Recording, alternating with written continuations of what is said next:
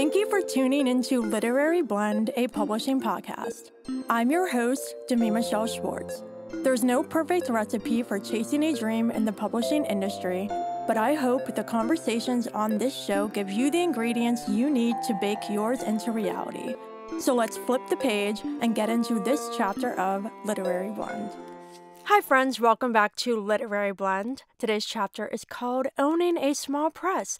And joining me on the show to cover this topic is someone I've gotten to know pretty well over this year because I've been working for her fabulous company as a publicist. Please welcome Abigail Wild. Hi, Abby. Hi, Demi. Thank you so much for having me on. Yeah, absolutely. How are you doing today? I am good. I am ready to talk about publishing. Yes, absolutely. So just to kick us off, can you share how you got started in publishing from the beginning? Absolutely. So I had been a graphic designer. I've been designing books for over 30 years. And at one point, I just decided, you know what? I'm doing all these books. I want to write a book. And so I did NaNoWriMo a couple of times and it didn't flow. I knew I needed more instruction. I know I needed to know more. So I started diving into all the books that everyone reads. And then my son sustained a head injury. And with that head injury, it was a concussion, but it did not heal for years. Post concussion syndrome is something that can take years and years to heal from. And when he went back into the educational system, it was clear that teachers and administrators did not believe that he had a concussion for that long. And he was treated as such. And so I lamented to his neurologist, this is completely unfair. I hate this. What can I do to make them understand? And he said, well, you're a creative person, right? And I said, yes. He said, use your creativity to tell the story. And I thought, tell the story. That really resonated with me. So I began writing his story. However, he was a teenager. He didn't want the world to know that it was him, but we both wanted to get the message out there about what was going on. And so I made him a she, and Larkin was born, my main character, and she sustained a head injury on the soccer field, which led to anorexia and some fair amount of bullying, which mirrored the way he was bullied when he went back to school. And I started to write that story. However, just like with NaNoWriMo, I wrote myself into a corner.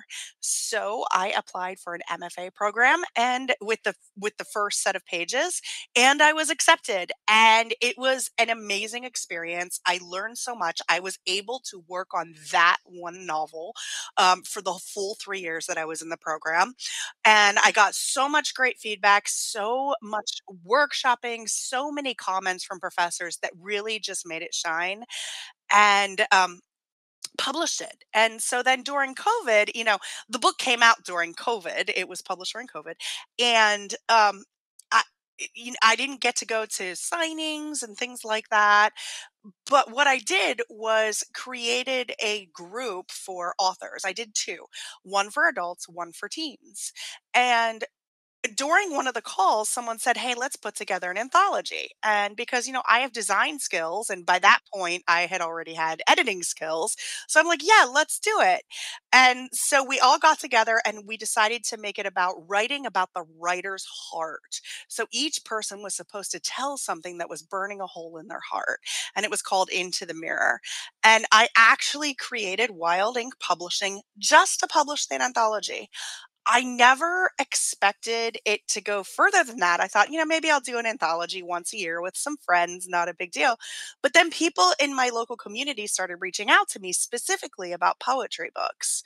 So I'm like, yeah, I'll publish that for you, because at that point I had figured out the system and, did all my research because it was COVID. Everybody had their pet project. Publishing was my pet project. And so I started publishing friends' poetry books and publishing other anthologies. And then the summer of 2023, I believe it was, we published our first novel, which was S.E. Reed's My Heart is Hurting. And it has been going strong ever since then. It just hasn't stopped. It has snowballed into something much larger than I expected. And I actually call it accidental business ownership, because really, I just thought I would put out that one book, you know? But it's been a wonderful ride. I have grown a wonderful network of authors who are just amazing and so, so nice. They're learning, we're learning. We are just kind of pedal to the metal, getting it done. And it's been fabulous. It's turned into a wonderful community and friendships. Yeah, no, what a wonderful story. Thank you so much for sharing all of that. And I think it's really cool how you never really had intentions to have a full blown press like this.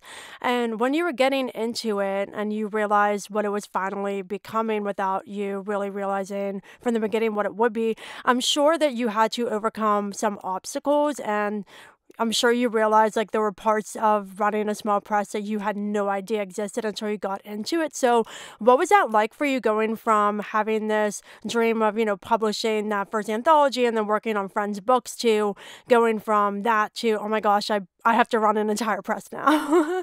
Oh, absolutely. I had a problem before that I wanted to do everything myself. Okay. So at the very beginning, I was safeguarding and I wanted to do it all myself.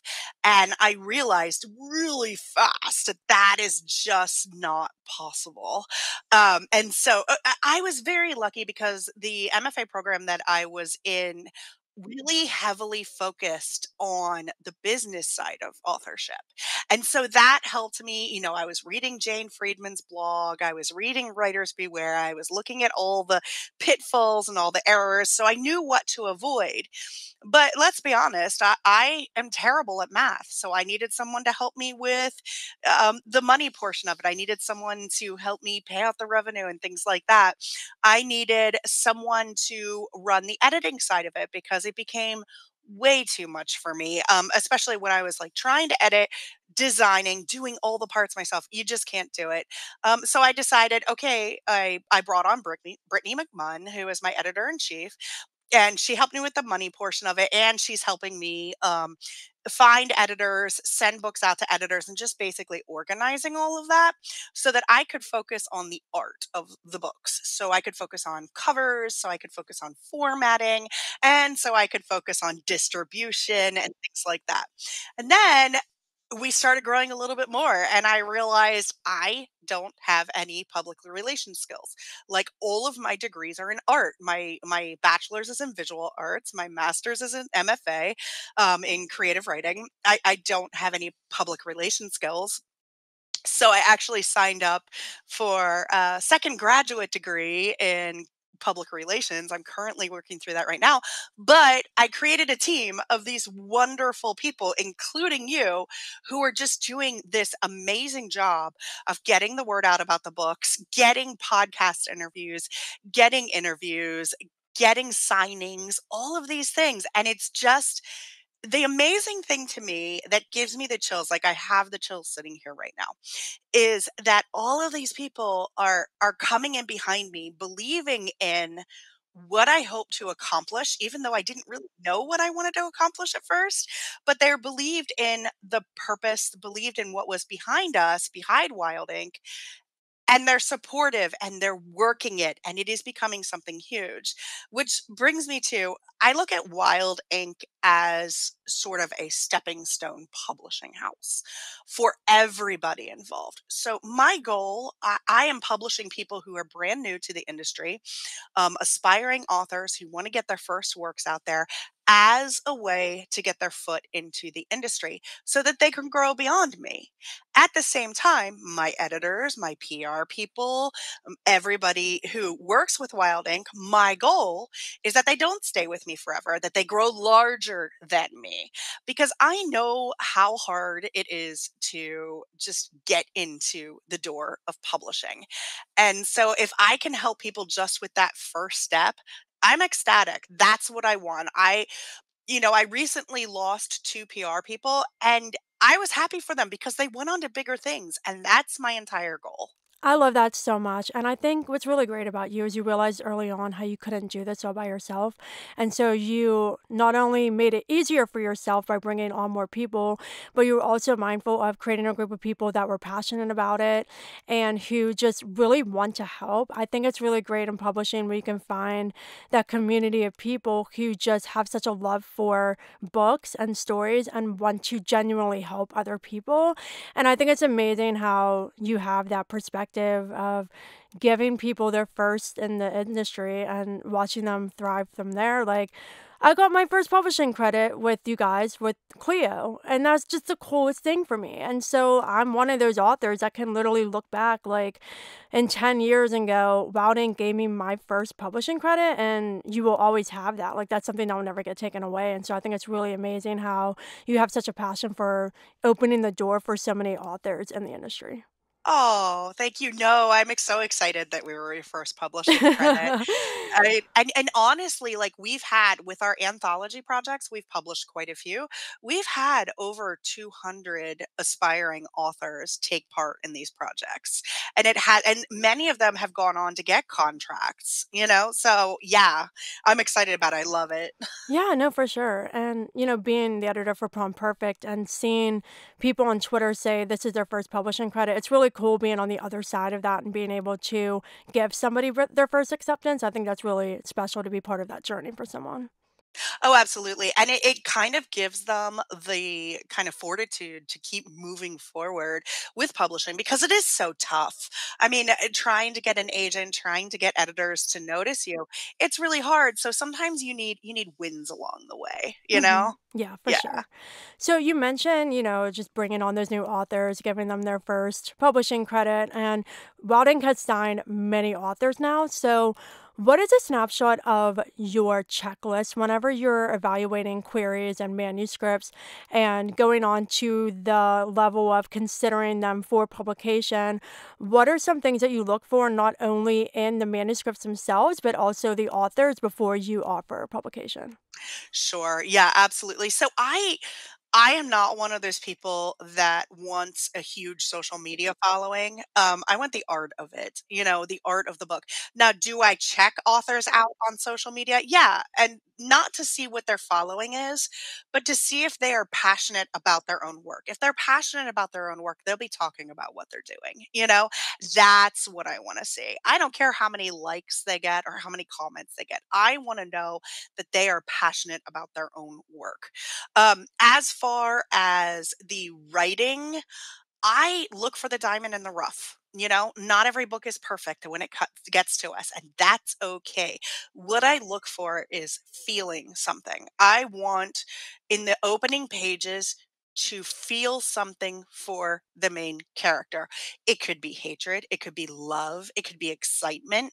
I just want to feel something, and that's exactly what I'm looking for. I love that so much. And I think that's really important to mention because I think sometimes, and craft is obviously very important. Like, you want to know the craft of writing, you want your prose to be clean and all of that. But I think sometimes authors can get so caught up in the flashy writing to the point their story lacks emotion, and you want that reader connection. You want that character to have strong interiority. You want the character to feel real and their journey to have depth to it, and for readers to read it and be like, oh gosh, like I want to root for them. And so I think that connection and that feeling is so important because once you have a story that has that, and you also have a story that has strong writing, it's very easy to address like developmental issues or line edit issues. Like, just from my freelance editing, it's a lot easier to help an author when like the writing is there and they have a strong voice and they have the heart to the story, because it's easier to pinpoint, okay, this is where your pacing is too slow. Maybe we need some more setting development. It's easier to address those issues in edits when you have that voice and that connection and that writing. Oh, absolutely. And the other thing that I do is once I find authors that do have that passion for their own writing and I felt something in their opening pages, I have a Zoom call with them because the reality is that we do have to gel on a personal level. You know what I mean? I do have to know that I would have a good working relationship because I want to form the friendships between myself and the author. I want to forge a relationship. So I want to make sure that we vibe, that we gel, that and there are times like in the editing process or the distribution process where we may be upset at each other. We may be like, how dare you say that? But we always come back together and are just it's almost like a sisterly love. Like, it's almost like, how siblings would fight and then come back and love each other until the end of days. It's almost like that same relationship. It's so funny to me because Brittany kind of encapsulated, who is my editor in chief, she kind of encapsulated it perfectly about a year ago when she posted a funny screenshot of something that was going on between her and an author that she was publishing. And the author was like, "Why are you doing this to me?" But it was totally like it was a hard moment for the both of them, but it was totally in a loving place. And that's the kind of relationship that I'm looking for with authors. Something where we can see each other. We may not see eye to eye, but we get each other. Yeah, no, that's really important. I think any kind of relationship in publishing, that's so important because the industry is built off relationships and you're going to have difficult decisions, especially or difficult situations and conversations because especially when you're dealing with art. Authors are so passionate. Like I'm passionate about my stuff, but I'm at the point now where like I'm viewing my art as a product. And so when my agent says we got to do edits, I might send her an email with a bunch of crying face emojis, but I'm going to do it because she's exactly right. But it's like that kind of thing where like you're going to have difficult conversations. Artists, we kind of have strong feelings about things, but if you have that healthy relationship, you're going to be able to professionally get through that and continue forward. Absolutely, 100%. Looking ahead, so routing has evolved so much. What are some big dreams that you have for the publishing house that we look to see come into fruition someday? Okay, well, we have just started producing audiobooks, Oh which my is god, my dream. amazing. My dream is to Yeah. have an audiobook. Literally, Oh that's my my number one dream. gosh. That is the most fun, like, listening to auditions and everything is the most fun I've had in a while. It's amazing. But I would love, love, love for this to segue into one of my authors getting a film deal.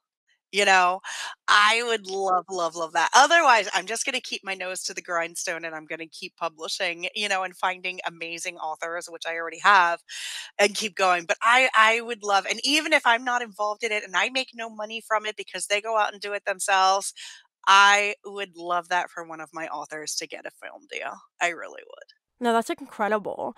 And I think it's really cool. So, just from following Wilding for a while, it's really cool to see how you are still signing debut authors, but you also have authors who are coming back with sophomore books. And more than that, I think it's really cool to see that. How is it for you to have that experience of signing brand new authors, but also knowing that you had such a good experience with other authors that they wanted to come back and have you publish more of their work? I love it. I love it. But that, I always accept it. Like I say, we are a family and I'm going to nurture you and care for you and work on your books as long as you will allow me to.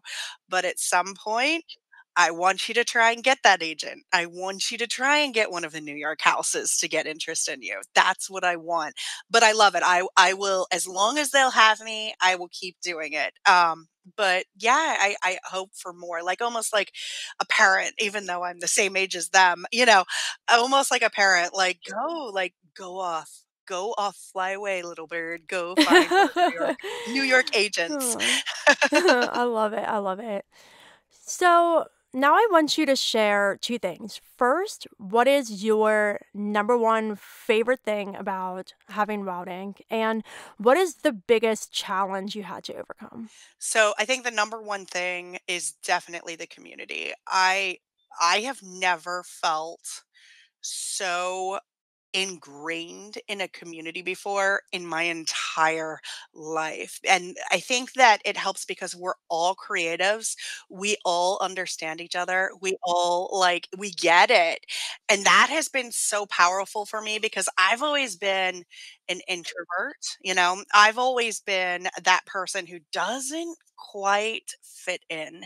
And I fit in, you know, I fit in with these people because they get me because they're the exact same way, you know. And that has been, honestly, it's really just the peopling of it that I love so much. It's great. The other thing is I love when a debut author holds their proof in their hands for the first time. You know, their printed proof where it looks like a book and they're getting to go through it. I love when they send me pictures of them or videos of them opening their package and showing me. That is like, though, it, no matter how many hard days I have, those days make me keep going, honestly. Just to see the joy that they're holding all of that work in their hands. What is the roughest thing? And this is actually the roughest thing is artists will be artists, and sometimes they get themselves in trouble on social media or in some other way, which is why one of the main reasons why I actually am now in a PR program, graduate degree program, because I had no idea how to navigate that the first time it happened. And it scared me because authors, there are some pitfalls on social media and sometimes they step in them. And I want to be able to help them out of those situations when they occur. And so here I am. And that's why I don't like. The other thing that I don't enjoy is the fact that small presses are not held in as high regard as the large houses. Meanwhile, we have so much spunk, so much moxie. We are trying so very hard, but sometimes it feels like the entire industry is built to issue away the small guys. And so we just have to have like this big moment of stick to itiveness, you know. Distribution can sometimes be hard for small people, for small publishers. It can be hard to get into bookstores for small publishers, but we're just dedicated in making it happen. So Yeah, thank you so much for sharing all of that. First, on the community, I think looking into Wild Ink until I was kind of a part of you guys, I was so jealous. I was like, I want to be part of this community, and I weaseled my way in. Uh, but to your point about the small presses not getting as much respect or recognition, I have totally seen that, and it's a shame because I think there have been quite a few small presses that just have done bad things, and I think because of that, it kind of has a blanket thought of all of them when that's not true at all. And so I definitely think that like any author is looking to sign with a small press, there are fabulous ones out there. You just have to do your research. And I think Wild Ink is really showing that small presses are amazing. I think, just as good as any other press. So I think it's really great how you're making that great example and you're showing the publishing industry, hey, look, like we small presses are fabulous and we should get the recognition that we deserve. I always tell people to do their research. And honestly, they should be asking the authors who are published through that press what it's like. I am happy to pass on names to authors, just so that they know that they can trust us. I think that's really important. And you're right, there have been some small presses who have made some terrible decisions. And it's rough because it does kind of shine on every single company out there, all small presses. But the reality is that there's no governing body for small presses. We are all different. We all do things a little bit differently, and that's okay. So you have to find where you fit in. What feels comfortable to you.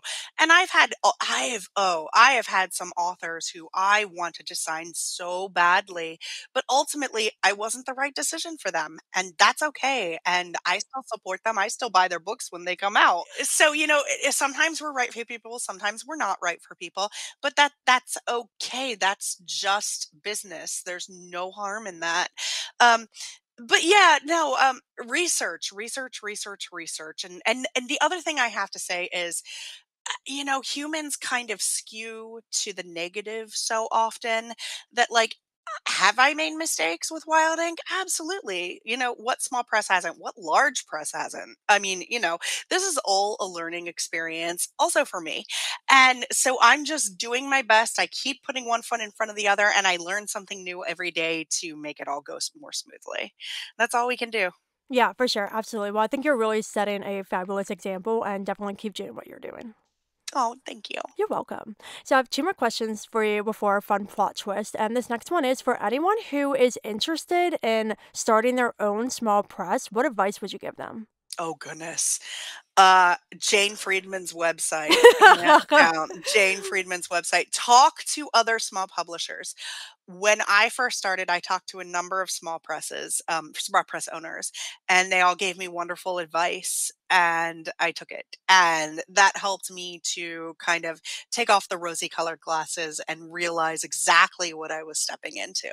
I have found that the majority of small press owners are super friendly and willing and ready to reach out and help new people because there's more than enough authors to go around, so it's not like we are fighting for authors. We all work together. I love that so much. So, last question is for any authors who are considering signing with a small press, what are some of the biggest benefits of being with a small publisher that you want to highlight for them? Oh, that is a great question. Now, again, there is no overarching body kind of watching over small publishers. So this might not be every single small publisher, but the large majority of small publishers, it is the one on one attention that you get. Now, am I able to talk to every single author every single day? No, I'm not. But when I'm working with them, I aim to have a good working relationship. And so I want to keep, and most small publishers want to keep the authors in the driver's seat of their own creativity. So, like for right now, I'm not editing, but I am designing book covers. And so I like to send them book covers and say, okay, let's do a back and forth. What do you think? What are your ideas? What have you liked that I have done? What do you not like that I have done? Would you like to merge two of these concepts together? What would you like? And I know that the big guys don't necessarily give that much control, creative control to authors, but the small guys do because we can. We can. And I hear all of these stories of authors who went through big presses and they hate their covers. They always say, well, not always, but they say that the cover does not resonate what the novel is at all, or the character on the cover of the novel does not represent who they believe their main character is. And that's a problem to me, which is why I will always listen to the author when it comes to cover design or layout or things like that. I want to give them choices. I want to keep them firmly in the driver's seat of their own creativity. At the same time, because I have been designing for 30 years, I like to impart design suggestions on them. If they want to make a bad decision, I'll say, well, here's why we shouldn't do that. So it's like completely educational. I love that so much. Fantastic. Well, Abby, it was a joy having you on the show. This has been fantastic and so insightful. So, thank you for joining me. And this brings us to your plot twist, where I get to ask you a random fun question you could have never seen coming. Are you ready? All right, I'm ready. Oh, this is so fun already. I'm so excited for this. Oh my gosh, I've been planning this all day. Oh no. So, put yourself in the shoes of one of Santa's elves for a second. What are three things that you think would get authors on the nice list? And what are three things you think would get authors on the naughty list? Oh gosh. Nice list. Being able to go back and forth with your editor in a kind manner. Um, nice list. Making me laugh. I love when they make me laugh. What else? Oh, authors who are dedicated to their own work. I can talk about a book till I'm blue in the face. The reality is people want to hear from the authors. And the authors who realize that sell way more books for themselves. So, okay, naughty list. Being mean to your editor. Don't be mean. Don't be mean to your designer. Just don't be mean. Pretty much that's my only thing. I'm a pretty positive person. I don't want to think in negatives. Just be a nice human. Oh my goodness. Fantastic. Well, I feel very fortunate because I've been doing amethysting for a while now, and I haven't had one bad interaction with a client with Oh, that that is doing. It's fantastic. been like really good, and I'm knocking on the wood of my desk right now because I'm sure it'll happen at some point, but as far as it's been really good. The large majority, it has been very, very good. It has been very, very good. I think that the thing that both editors and authors need to understand is that you are coming at it from a different focal point. So while the author knows in their head what they were trying to say, the editor is coming in saying, "Yeah, but you didn't say that." And that can be a hard discussion. But it depends on how you handle that and how you handle, critique and things like that. Yeah, So, for sure. yeah. Yeah. Well, authors get on the nice list, not the naughty list this year. Well, Abby, it was so fun having you on the show. Can you please share with everybody where they can connect with you on social and find out more about Wild Ink? Absolutely. So I am on Facebook, Wild Ink Publishing. I like TikTok. TikTok's my place. So you can look for me again, look up Wild Ink Publishing. And I am on Twitter, but I'm not sure how long. I don't know if I'm going to stay there for much longer. I'm not sure. I'm torn. So just look up Wild Ink on Twitter for now. So I'm looking at other places, but I'll announce that on my social medias when I choose another place to go. Okay, cool. And the website? Is wild-ink, Awesome. Well, thank you so much again for joining me on the show. Thank you so much for having me. You're welcome. And listeners, I hope you enjoyed this chat with Abby all about owning a small press. If you enjoyed our conversation, please consider leaving Literary Blend a review and giving it 5 stars to help others just like you discover it. Also, if you have friends in publishing you think would enjoy the show, please pass it along to them. Thanks for listening, and until we flip to the next chapter, happy reading and writing.